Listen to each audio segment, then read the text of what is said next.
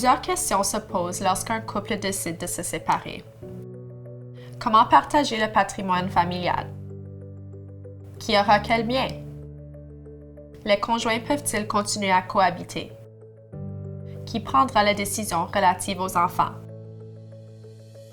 Combien d'argent chaque conjoint devrait-il fournir pour subvenir aux besoins des enfants? La loi s'applique à toute personne vivant une relation familiale, que ce soit le mariage légitime ou une relation en union de fait.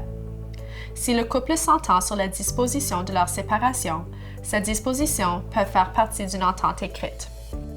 Conclure une entente qui permet de régler les différends offre aux conjoints la possibilité d'inclure des solutions qui répondent aux besoins de chacun.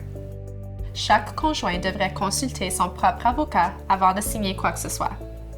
L'entente peut traiter de différentes questions, telles que les droits de garde et de visite, la pension alimentaire, la division des biens familiaux et autres dispositions. Bien que certains problèmes puissent faire l'objet d'une entente verbale, une entente relative à la division des biens familiaux doit être faite par écrit afin d'être exécutoire. De plus, la loi sur les biens familiaux exige que chaque conjoint ait recours à un avocat.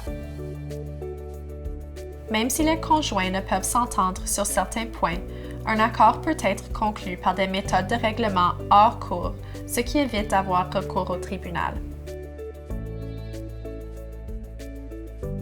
La médiation peut aider les conjoints à discuter ensemble de leurs problèmes et à prendre des décisions en vue de régler.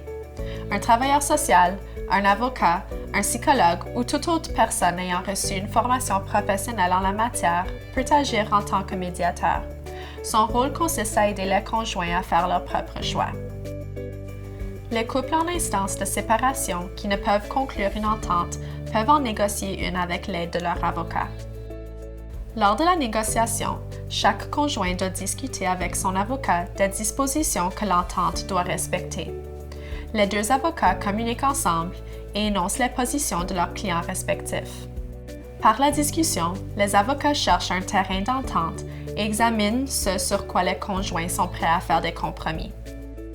L'entente peut être modifiée que si les conjoints s'entendent par écrit sur les modifications ou que le tribunal ordonne un changement. Pour régler les questions d'une séparation, il n'est pas nécessaire d'aller en cours.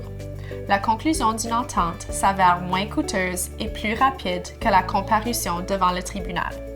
Toutefois, les conjoints légalement mariés doivent obtenir une déclaration de divorce de la Cour pour que le mariage soit terminé. Pour en savoir davantage sur la séparation et le divorce, consultez saskinfojustice.ca.